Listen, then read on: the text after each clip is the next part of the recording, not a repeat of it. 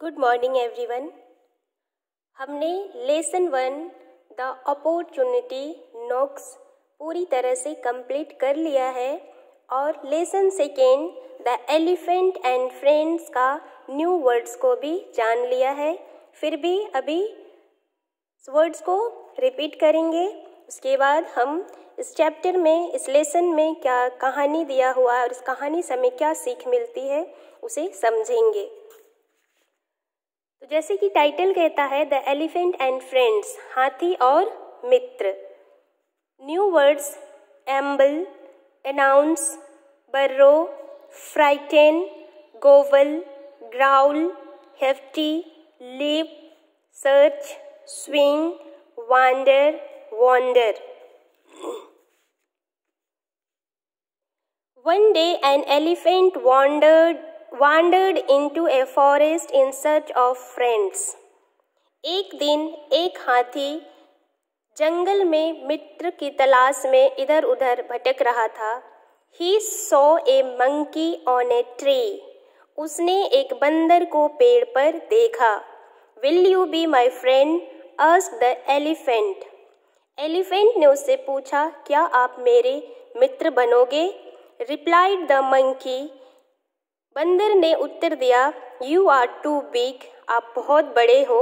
You can't swing from trees like me. आप मेरी तरह पेड़ों पर झूल नहीं सकते। Next the elephant met a rabbit. आगे हाथी एक खरगोश से मिला। He asked him to be his friend. उसने उससे उसका मित्र होने के लिए कहा। But the rabbit said, लेकिन खरगोश ने कहा, You are too big to play in my burrow. आप मेरे साथ बिल में खेलने के लिए बहुत बड़े हो। Then the elephant met a frog. तब हाथी एक मेंढक से मिला। Will you be my friend? He asked.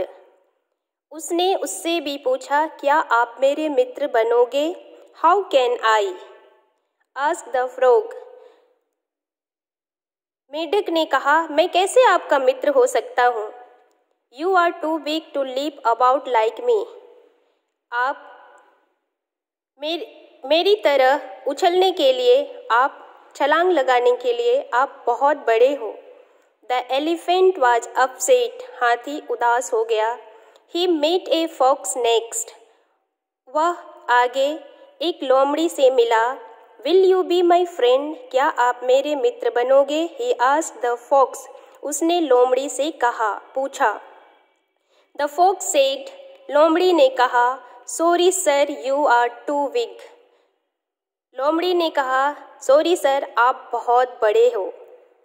The next day, the elephant saw all the animals in the forest running for their lives. अगले दिन हाथी ने सभी जानवरों को देखा कि वे जंगल में इधर उधर अपनी जीवन बचाने के लिए भाग रहे थे। The elephant asked them what the matter was. Elephant हाथी ने उनसे पूछा, क्या बात थी? The bear replied. भालू ने जवाब दिया, There is a tiger in the forest. जंगल में एक बाघ है। He was trying to gobble us all up. वह हम सभी को खाने की कोशिश कर रहा है। The animals all ran away to hide. सारे जानवर छिपने के लिए भागे। The elephant wondered what he could do to save everyone in the forest. हाथी सोचने लगा कि वह क्या कर सकता था सभी जानवरों को जंगल में बचाने के लिए। Meanwhile, the tiger kept eating up however he could find. इतने में वह बाघ सभी जानवरों को खा जाएगा और वह उसे कैसे ढूंढ सकता है। The elephant walked up to the tiger and said, Please, Mr. Tiger, do not eat up these poor animals. हाथी बाघ के समीप गया और कहा, कृपया श्रीमान टाइगर, आप सभी जानवरों, इन पुअर कमजोर जानवरों को मत खाओ। Mind your own business, growl the tiger. Tiger ने गुर्राकर कहा, अपने काम से मतलब रखो। The elephant had no choice but to give the tiger a hefty kick. अब हाथी के पास कोई विकल्प ना रहा उसको एक भारी भरकम लात मारने के अलावा। The frightened tiger rain for his life. भयभीत और डरा हुआ बाघ अपने जीवन बचाने के लिए भागा।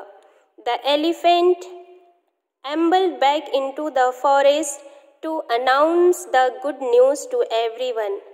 हाथी अपने मस्त चाल में, धीमे चाल में चलते हुए जंगल में आया और सभी जानवरों को सूचना दी, एक अच्छा खबर दिया।